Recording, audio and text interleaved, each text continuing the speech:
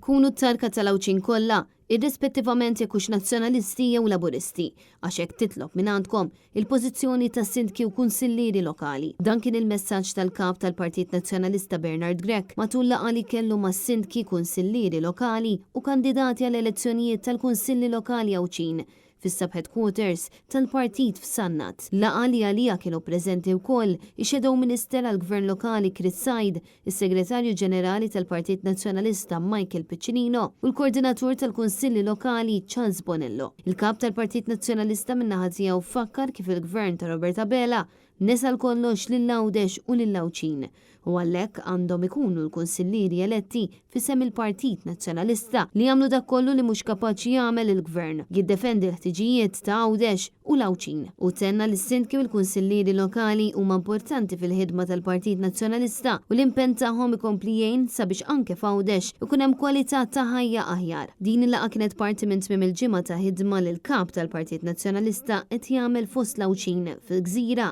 Awċija. Il-ħadd imbagħad u se jkun qed iżura jsilem u l-Belt Victoria qabel ma jindirizza l-ikla tal-ħbieb fil-lukanda Kornukoppja fix-Xara.